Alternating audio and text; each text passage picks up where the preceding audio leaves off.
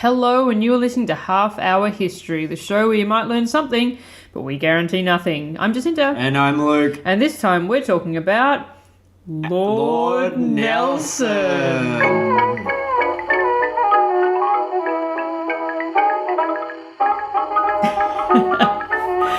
Oh, well done on nearly stuffing up the start there. This is one that I have been looking forward to for some time. You like a bit of Nelson? I do like a bit of Lord Nelson. Is it because of his column? Look, I can't say it's not because of his column, but he has many other attributes, aside from a large erection in the middle of London. Does he, is there a statue of him laying on his back underneath it? Sadly not. He's standing on top of it with his legs, like, quite far apart. Oh, okay, yeah. Right. So it's the other way. Yeah. Yeah. Yeah, It's absolutely. jutting down. He's penetrating the earth. He is. Yes, he is. No, I do like a bit of Nelson, and he's one of Britain's greatest ever heroes, wartime heroes, really, and he is more or less the reason why they don't speak French in England. He saved them from the French. And he's just an all-round top bloke. So this episode today is going to educate us as to why he has a massive, big old erection of a statue in the middle of London. What he did to earn it. What he did to earn it, yeah. And, people loved this guy. Like, in the 30s, between the 30s and the 60s, there was a series of books that were not exactly like 100% influenced by Lord Nelson, but you could argue that they were more or less Lord Nelson fan fiction. And of course that is by C.S. Forrester and The Adventures of Horatio Hornblower. Okay, now, if people are new to this, I don't research. I just listen and learn and do my best to derail. Mm-hmm. But last night, you had the audacity to send me, watch an episode of Hornblower. Just to contextualise where the world was at that time and what sort of dudes are running around. I didn't realise it was an hour and 40 minutes. So Every episode is movie length, yes. Yeah, so I was like, that's a bit cheeky. Said, I'm not going to watch this. No way. And then this morning, I'm like, well, I better watch it. And then I watch it. And now I'm like on the third one. And now it's so good. I know, but now I'm so distracted. I don't want to talk about Nelson. I just want to talk about Hornblower and all these fancy Hornblower boys. I've been waiting years for you to want to talk about fucking Hornblower. So no, you can put that to the side for now. Can I just say a couple of things about Hornblower? Go ahead. Don't you think, like, the thing that really strikes me about it is, you hear all these men's rights activists getting all upset about, females having the audacity to have lead roles in things like Star Wars and, female reboots and things like that. They should just watch Hornblower. Like, they should all just sit around, because Hornblower is just men on boats. It is wall-to-wall peen everywhere. Yeah, I don't think I've seen a single V. It's been all P. Mm-hmm. And it's just a lot of men, rugged, fighting, swashbuckling men. With ponytails. With ponytails and tights and frilly... And big hats. Lace cuffs. And just being like... You there, sir. Yes, you there, Hornblower. Come over here and perform Horatio on me. It's just amazing. It's so fancy. It is. It's quite wonderful. And then I thought, but I guess as soon as they got into it, there probably would be an all-female reboot of Hornblower called Cup Supper. I see there, you boy. Come sup at my hairy cup. I think it'd be fantastic. Yeah. So the one I'm currently up to is called The Duchess and the Devil. And I swear, if a woman shows up in this thing, I'm not even going to be able to pass it. Like, my mind is just going to be like, what is that? It's going to be like seeing Jar Jar Binks for the first time. Just some uncanny valley stuff. Yeah, from memory, there might be a woman in season 2. Wow. But, it's been quite a while since I've watched Hornblower, I must admit. You there, Hornblower, get that woman off the boat. Distracting the men. She's making the fish smell bad. Well, I mean, as we learnt in the Batavia episode, having women on boats is a really bad idea. Yes. Well, okay, no, you're right. This has contextualised it, because I've realised that being in the British Navy means that basically your own team is constantly pointing guns at your head and yelling abuse at you. Yep. And it's just like really shitty being on a ship. Yes. Yeah, like it sucks balls. And basically, if you're going into a battle, like, there's a pretty high chance that you're going to get your face blown off. Yeah. Yeah. Yeah. By like a cannonball or your own guy or just whatever. Yeah. Yeah. Because you're basically on a big floating Death trap. death trap, more or less. Yeah. So that sounds like fun. Let's delve into that world. All right, let's go. I'm fucking braced for this. So Horatio Nelson. I'm the opposite of the sink-in mother. Oh, very niche joke. Well done. Yeah. Horatio Nelson was born on the 29th of September, which is the best day that all the best people are born. Oh, hello. Yep. 1758 in Norfolk, England. The son of Reverend Edmund Nelson and Catherine Suckling. He was the sixth of 11 children, so perhaps his mum should have just done a bit more suckling. She was like a suckling pig. He joined the Navy at age 12 because if you're old enough to have pubes, you're old enough to work in old-timey England. You there, boy. Pull down your stride. Ah, yes, it's a fine crop of pubes there, my boy. Here, pick up this axe and get to work. He joined the crew of a ship commanded by his uncle, Captain Maurice Suckling, and started off as an ordinary seaman and coxswain. There's just too much there. Suckling seaman coxswain. He was quickly promoted to midshipman and started his officer training. And that was all well and good, but Nelson quickly learned that being on a boat made him hella seasick, which was a super thing to learn when you just signed up for a lifetime of service on a boat. And his seasickness stayed with him for his entire career. It was not something that he eventually got used to, so that sucks for him. Yes, the statue, it's actually a column of vomit descending down from him. It is. Yeah, there's a lot of texture in there, yeah. He cruised around for a few years doing boat shit and getting himself promoted because, like, he was a top bloke and he did cool stuff like chasing down a polar bear that he saw while the ship that he was on was stuck in some ice floes in the Arctic, just for funsies. He just, like, climbed out of the ship? Yep, climbed out of the ship, went after the polar bear. He got called back to the ship by his superiors and they said, "Why the fuck are you going after a polar bear? Have you even seen a polar bear? Do you know what they could do to you?"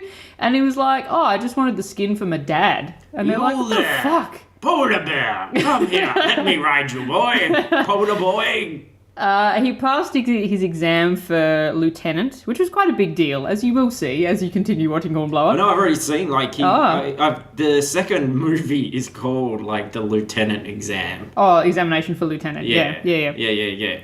And it's just like, all this shit's going down. And he's like, yes, but don't forget my textbooks. I've got to burn up. And he passed his exam and spent some time keeping an eye on all that revolution stuff that was happening in America at the time. And then a few weeks before he turned 21, he was given his first captaincy, which is a really big deal, like having a 20-year-old be captain of a ship, because they're all like, you know, old dudes and stuff, and here's this young little upstart whippersnapper going, "I'm going to be captain, hooray!" And everyone else is like, "Fuck you." 21, I just had dinner with some friends at a Chinese restaurant. Yeah, exactly. He ended up on the island of Nevis in the Caribbean to do some totally boring shit to do with, I don't know, enforcing some laws or something.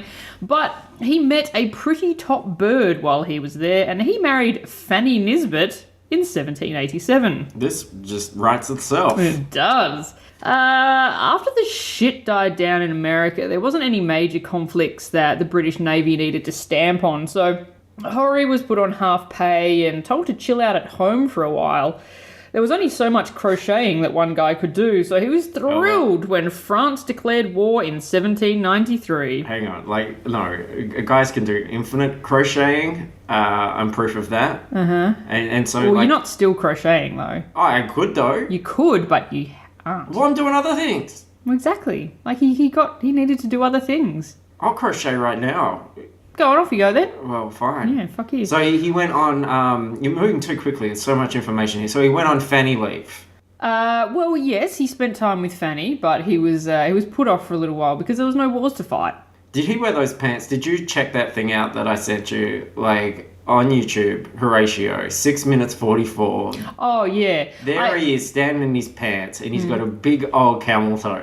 There was an unfortunately placed crease that I admit, when you sent me that link, I had no idea what you were talking about. I watched it and I was like, what the fuck is he talking? He's like, but wait, there's no fanny. What is going on here? And then I realised it was just a crease in his pants. He's got a big crease, like he's got a big division right up the front of his dax. Stop looking at his division. Well, it was pretty out there. So France declared war, he got his job back and was given command of the 64-gun HMS Agamemnon. Time to get shit done. Wow. 64 guns. 64 of them. Count them. 1, 2, 3. So he made a big old pest of himself to the French and Spanish, and he discovered that he really super enjoyed ruining the days of people who weren't English.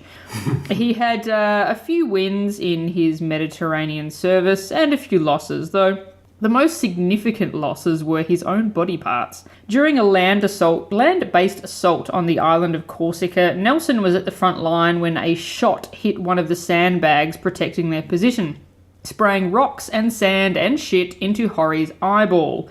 He chucked a bandage on it and just got back out there because he is a total boss, but he never regained vision in the eye. Very poor depth perception. Yeah. Did he wear an eye patch? No, he chose not to wear an eye patch, which is a weird choice because eye patches are so cool. Yeah, and that's like becomes your iconic thing as well. Yeah. Like in the paintings and stuff. Yep, absolutely. No, his eye, even though it was kind of messed up and he couldn't see out of it, apparently it still looked pretty normal. You there, painter, paint me on this polar bear with an eye patch. Caressing my lovely fanny. During the Battle of Santa Cruz de Tenerife, which was a bit of a cock-up, to be honest, he got hit in the right arm by a musket ball, which essentially turned his arm into the least fun kind of jigsaw puzzle. He was taken back to the ship so a surgeon could look at him, and he got super shitty about people trying to help him back onto the boat, saying, "Let me alone, I have got my legs left and one arm." He told the surgeon to hurry up and lop it off, and half an hour later he was back issuing orders to his captains. Hardcore. Did the ship have 63 guns because he had a gun arm now? That would have been so fucking cool. Yeah, it'd be so heavy though. Like, trying to imagine walking around with like a cannon on your arm. Yeah, but you'd be dragging it everywhere. You'd pull your shoulder out. Do you think he cares? Kind of. No, not a guy that like is like, let me get back out there. He's willing to like lug around a cannon. Yeah, but like if you had like a cannon dragging behind you because it's so heavy, right? And you had to like lift it up to fire it at somebody. Couldn't he rest it on a small boy? Probably. On a cabin boy? Yes. Something like that? Yeah, one of the unpubed cabin boys that were too young for officer training. Speaking of heavy, when we were at the Shipwreck Museum yesterday... Yes. School holidays, here's you and I, first thing in the morning, get totally wrecked. Yeah. And there's a bit where you can lift up a cannonball. And guess how much it weighs? It says use 2 hands. Yeah. And it's not a huge cannonball. It's not like a bowling ball. Lifted it up, one hand. Thought, this is pretty heavy. It's like 4 kilos. It's like a couple of tubs of margarine. It is, but if that was being shot at you very fast... It would, I'd read something that basically if you got hit by a cannonball, it would turn you to jelly. Wow. Yeah. You would be fuck sword. So... Now I know what the ladies feel like when I enter a room. His only real moment of weakness was at the Battle of the Nile when he got shot in the head and a flap of torn skin from his forehead fell over his good eye. And he was like, fuck it, I'm dead, lads. I am blind. Pour one out for me. Send my regards to my wife. I am fucked for all money. My head, my weak spot. But then one of his mates sort of just lifted the flap up and he went, it's a miracle, I can see. And he went back down to the doctor and was told, it's just a scratch, mate. And they put a bandage on it and went back to work. Don't be such a baby. Just a scratch, mate. Yeah, basically. Take that up. A little bit of super glue. Yeah, for sure. Though they probably didn't have super glue back then. It was probably some sort of pig fat concoction. So old mate had been generating a bit of buzz around the traps, what with his ability to just shake off hugely crippling injuries and his laddish willingness to ignore orders when he thought they were stupid. Sounds like he looks like... I'm picturing that he looks like Aaron Eckhart's Two-Face around about this point. No. His face was fine. Like his eye looked okay. His face was all right. He was just missing an arm. Okay. Yeah.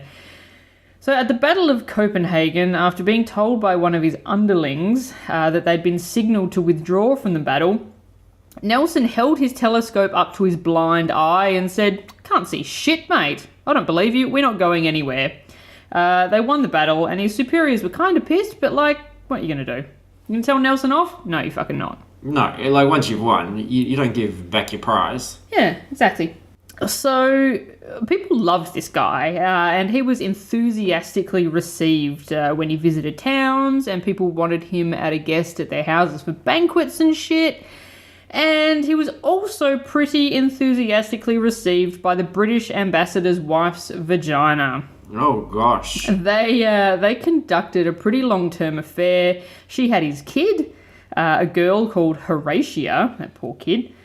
And they lived together for a time, which was super frowned upon for two married people who weren't actually married to each other to be living together. But he didn't give a shit. No, I think like he just took it as written. Like, if you're married, you can live together. That's fine. He was married, she was married, they lived together. Yeah, it's fine. Not a problem.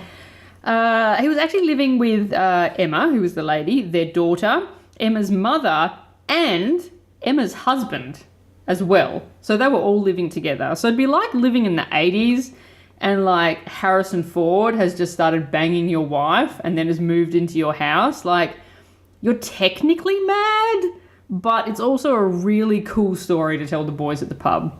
What a cock. So Nelson's actual wife gave him a it's her or me ultimatum, and he said, "Have a nice life, babes." He said, "Why don't we have both?" So in 1803, Nelson was given the ship HMS Victory as his flagship, which was just like a mega pimp ship with 104 cannons. And it was basically one of the most elite warships in the world. Like, this thing is fucking cool, and it's huge, and it has heaps of guns, and it's all his.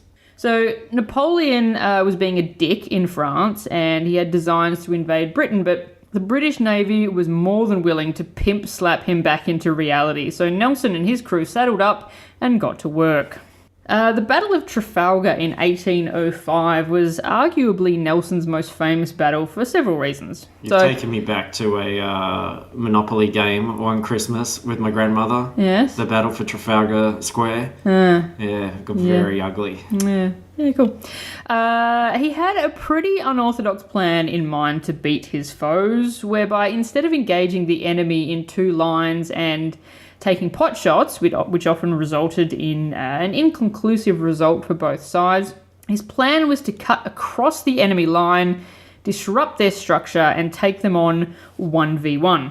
So Nelson never wanted a stalemate with his enemy in any of his battles. His goal was, in his words, annihilation at every time. He didn't want, no like stalemates, no nothing. He wanted to fucking ruin his enemy. So the French commander Villeneuve took a break from directing movies and had 33 ships in his combined French-Spanish army, and Nelson only had 27, but he was confident of victory because the British were really good at boats and the French and Spanish were a bit shit at boats. Did they have wildfire? They didn't, sadly, no. But So how they were going to do it is normally in a battle, the enemy would be all lined up in one column, and then the British would come up and line up basically next to them in a column, and then everyone would shoot at each other, and then often it was like 50-50 that everyone would damage everyone else, but there was very rarely a clear winner. So Nelson's plan was so imagine 33 ships, and he's coming like at 90 degrees to them. Yeah. And so half of his fleet split into two. One half came about a third from the top of the French ships, and the other half went to like the bottom third. Okay, now look, meaning that they're cut into 3/3. I can explain this better, right? Okay. So the French line, yes, it's like a piece of spaghetti. It is. Nelson, he's like the tramp. Yes. And then his other half, they're like the lady. And they're just going to start nibbling one end until they meet in the middle. Not quite. So they cut off the top half of the line, meaning that, they're ships, they're sailing. So this half is just going to keep fucking sailing off because they can't quickly turn around to come back and join the battle. So they're basically just fighting the back 2/3 of the line. And because they've kind of cut across them and are coming back, all these ships are kind of cut off from their commander. They're all like, what the fuck is going on? And the British are just absolutely fucking nailing them. So who's eating the spaghetti? Probably the Italians. Who are the Siamese cats that get in all sorts of trouble? Well, maybe let's leave those Siamese cats alone. Okay. So normally a dogfight would be a bit of a mess, but Nelson and his team of captains were so in tune with each other, and they were psychically linked. They were psychically linked, and because they would, instead of him being the commander of the fleet and him telling everybody what to do and them just being robots taking the orders and doing what they were supposed to do, his sort of way of doing things is that he would have his team kind of all work together and work out the best way to, achieve victory. So everyone could work and make decisions for themselves that would work towards the ultimate goal, which was great because that's not how murder. It was murder. So he could just trust them to act in the way that he wanted them to during the battle, which was a huge advantage because he didn't need to send signals and tell them what to do because they just do what they were supposed to do. Would his floating head appear next to them and give them echoey instructions in their mind like Professor X? Probably, yeah. Okay. I'm just trying to find a way for me to relate to all of this.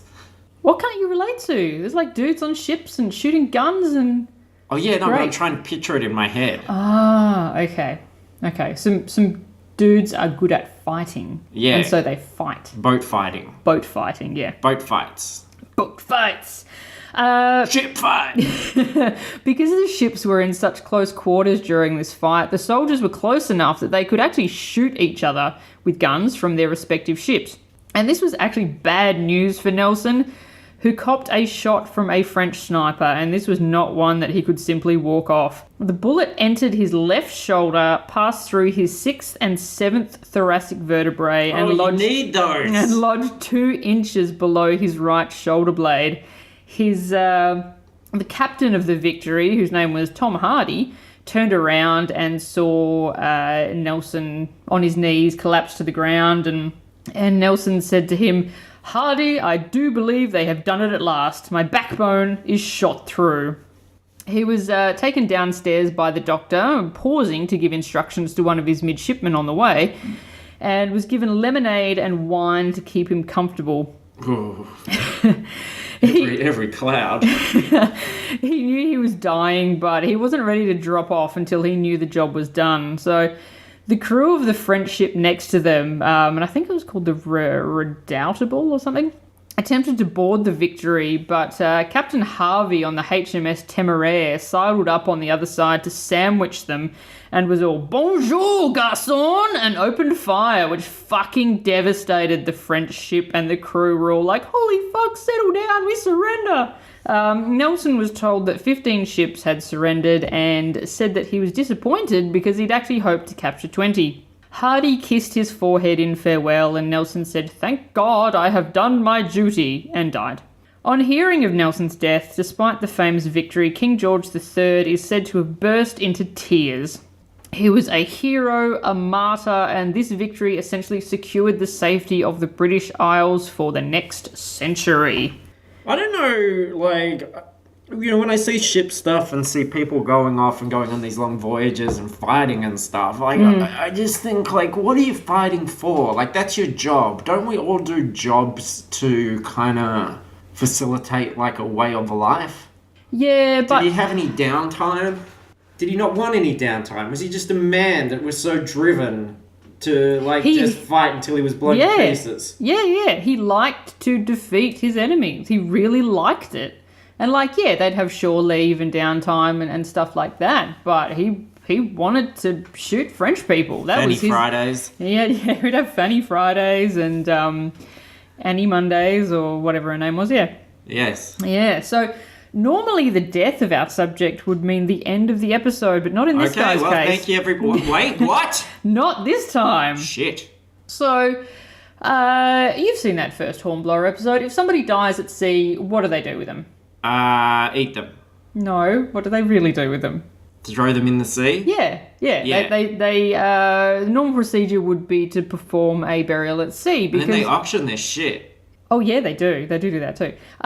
Because it would take a long time to get home and you don't want a big pile of stinky, rotting bodies on your ship. So there was no way that they were going to be able to dump Horry in the water. So they had to work out what the hell they were going to... Yeah, he would. He was very committed to... It'd be like that bit in Moana when he keeps throwing her off the boat and she just keeps popping back up.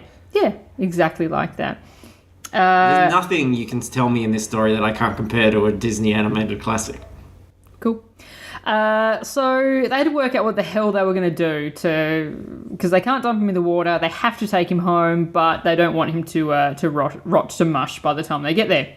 I would, instead of, skip the auction, what you do is you stuff all his belongings inside him. Mm-hmm. Pinata. Yeah. It's the best way to get rid of the body and distribute the goods. Perfect. They don't want to get rid of the body, though. So they can hang it from a mast. The guy who took charge was the ship's surgeon, an Irish guy called William Beatty. And Willie Beatty.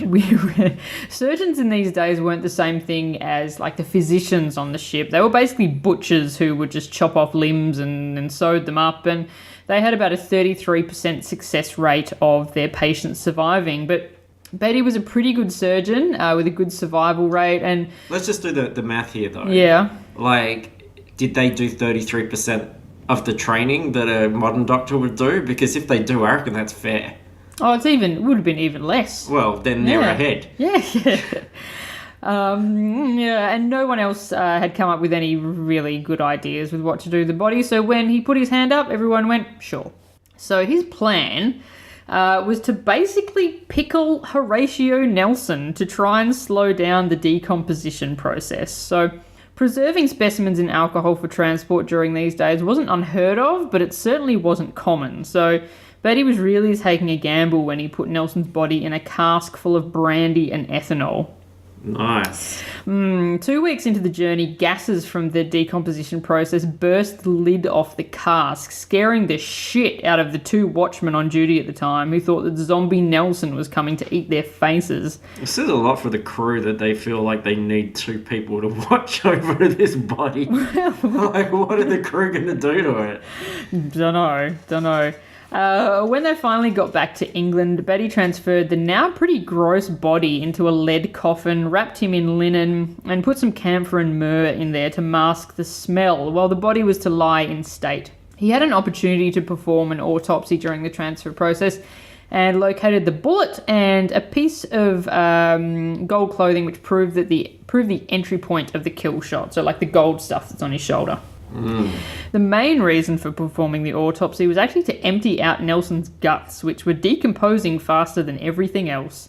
So the body was shifted one more time into a wooden coffin for burial. And the wooden coffin was actually made out of the mast of a French ship that Nelson had defeated at some other battle. So that was one last fuck you to the French. And Beatty had to be careful during this procedure that Nelson's skin basically didn't just slide off the body because it was in a pretty fucked up state at this point. He's the incredible melting man. Yeah. The body went on a closed casket farewell tour. Beatty had warned his superiors that Nelson's face was too gruesome for anyone to see at this point. Okay, I've got to ask, are there photos? No. Drawings? There's not photos of anything at that point. Well, why not? Because cameras didn't fucking exist. What about, can't you make a pinhole camera? Probably not for another 100 years. What do you need to make a pinhole camera? Cardboard and a hole? Yeah, I guess so. Yeah. They didn't have that sort of stuff. And after a huge funeral that cost about 1.5 million in today's money, he was finally laid to rest in the crypt at St. Paul's Cathedral. The corpse had spent 80 unrefrigerated days above ground. Gross. They should have just, the butcher should have just turned him into a skeleton and just taken the bones back. But then, how would they prove that it was Lord Nelson? It would be dental records. I don't know if they did dental records back in those days, but Video sure. footage. Oh, yeah, video footage, yeah. Someone recorded it on their iPhone. Yeah. Yeah, they recorded him being shot and then stripping the meat off the body. Yeah. Yeah. Of course. Trafalgar Square was created in his honour in 1835. And the centrepiece, Nelson's Column, was erected in 1843. It was such an enduring symbol of British strength that Hitler had allegedly planned to steal it once he conquered Britain. Hitler riding up in his mech, ripping it out of the ground. Snip it up, snip it off the column. Yeah. Start hitting people with it. I remember that. The HMS Victory still exists to this day in a dry dock at the Portsmouth Historic Dockyard. She narrowly avoided being scrapped in the early 1900s, but King Edward VII, who was Queen Mary's father-in-law, stepped in and stopped it. She's been in dry dock at Portsmouth since 1922 and is maintained by the HMS Victory Preservation Trust, probably at a cost of about $1 bajillion a year, because I imagine wood is hard to preserve. And that is Lord Nelson, the life and death and decomposition of Lord Nelson. I like the bit where he melted and they've got it on video. I'll have to search for that one on YouTube. I wonder if they'll have that on the Hornblower. Yes. Have any famous actors played Lord Nelson in any adaptations? Not really. There was, I think the last Lord Nelson movie was in the 50s. Yeah. And I think it was Gregory Peck. Oh. There you go. But, there hasn't been one for a while. That the Hornblower series is about the closest that we've had, and that was the late 90s, so... Yeah, that thing's 20 years old. I can't believe that. Yeah. Everyone's so young. I know, like, Mr. Fantastic is, like, 8 years old. Yeah, I think maybe it was like 98 or 99, something like that. Yeah. So, yeah. What was it about that dude that they were looking at him and went, oh, he should be Mr. Fantastic? No idea. Bit of a stretch. Oh, That's how the best, funny. That's the best I've got. Yeah. So that's it. Yes. That is it for this week. That is Lord Nelson all done and dusted and dripping. So we will see you next time around. Join us at fruitlesspursuits.com. Join us on the Facebook group. Donate at Patreon. Listen to the other shows. Do all that sort of stuff if you want to. If you don't, I don't care. Don't do it. Listen to all the other stuff. You can hear me 1,000,000 times a week talking about stuff, doing funny voices and things. And yeah, if you go to Fruitless Pursuits and look at any episode, there's links to all that shiz, like our discussion group, all that stuff, Patreon. Yeah. Woo! Nelson! We're gonna go and watch some more Hornblower, and we'll see you in a fortnight. Gonna go blow my own horn. Badonkadonk.